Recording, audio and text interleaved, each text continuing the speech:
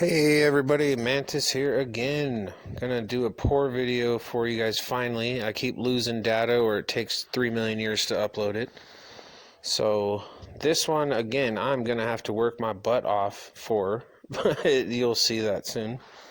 These are the rounds I'm gonna be melting today. They're all 999 fine. They're just old poopy rounds that no one really wants anymore. I don't know, maybe someone wanted that one, but no one wanted it from the place I buy it from, which is Honest Gold guy here in the valley, Spokane Valley. So I did join the Silver Forum today. So yeah, I'm pretty excited about that. Seem to have some pretty good feedback. This particular bar here, I am going to remelt. I'm not happy with it. I screwed up the stamping. It just pretty much looks like a turd. So it is going back to the remelt pile right there. Alright, so we're going to weigh up essentially what I'm going to pour for you here. I need a little over 2 troy ounces. Excuse me. It is super cold here tonight. I know I keep saying that, but my God, it's ridiculous.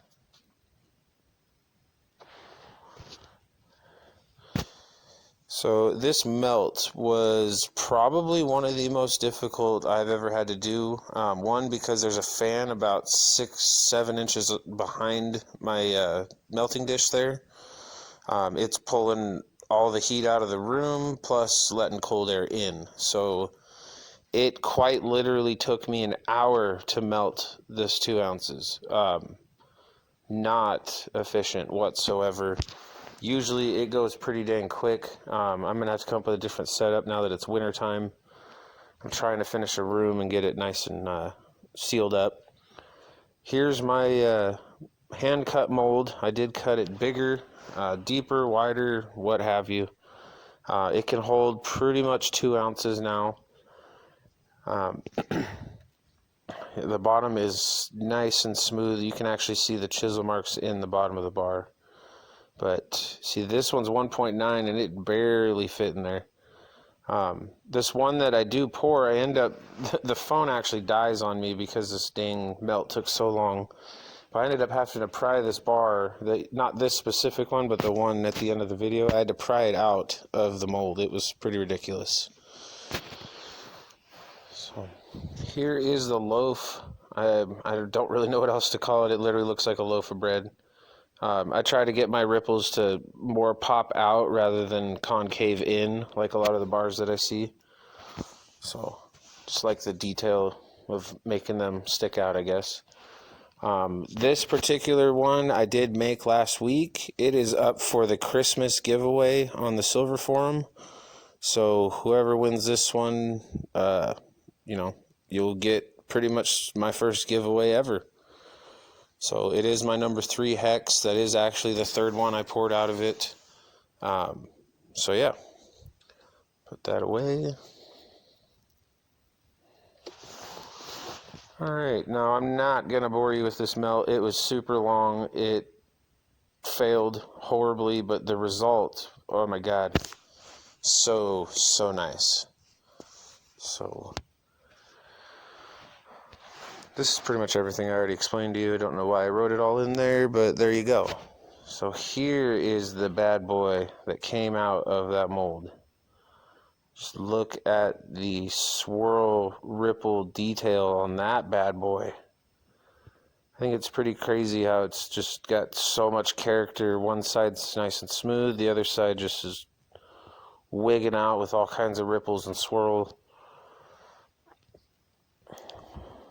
So it was definitely a weird bar. It was the weirdest that I've poured, I guess you would say. I did it in a very strange way I wouldn't normally pour.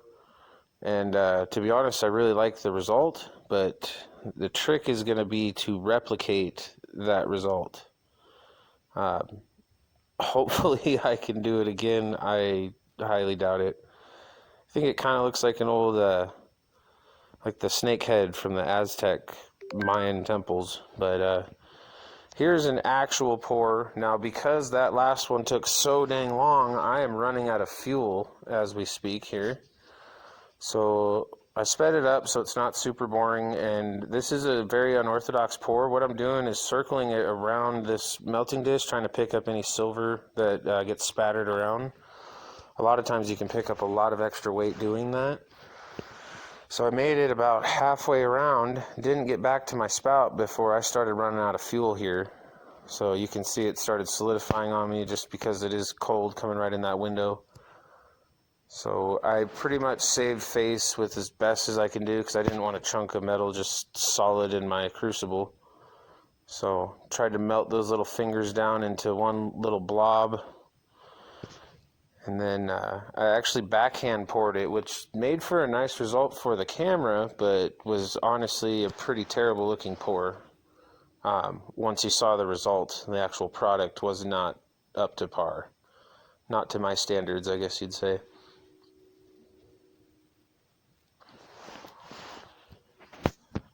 So I think we're getting pretty close to the pour here. Just trying to melt as much as I can as my torch gets cooler and cooler and cooler. It's still plenty hot, just not enough to keep that silver in a nice little blob, which is what I need it to do. It was getting so cold I couldn't even move it around to the spout, which is on the other side of that melting dish. Essentially, if I moved it out of that little space, it would start solidifying, which is kind of what you're seeing me fight here. I'm trying to just get it as good as possible. I finally just said, whatever, backhand poured it. And there you go. So for everyone I've been promising a pour video to, I know that was not the greatest, but there you go. I do have more ready to upload. Just need to bring them to work tomorrow, so this will have to do for now. That'll do, donkey. Okay, drum roll please. And fail. Nope, not even gonna look at it. Right back to the dish, and I am done for the night. Tonight was definitely a very challenging pour for me. It shouldn't have been at all, but it was. So I am pretty happy with the result, though. I guess I can't really complain too much about that. Oops, did not realize my camera was still recording for this, so you get to see my nose, apparently. Well, that's it for tonight, guys. Everyone have a great night. Figured I'd show this bar again. I'm very proud of it. So be safe out there. Don't have too much fun without me. And I will see all of y'all tomorrow.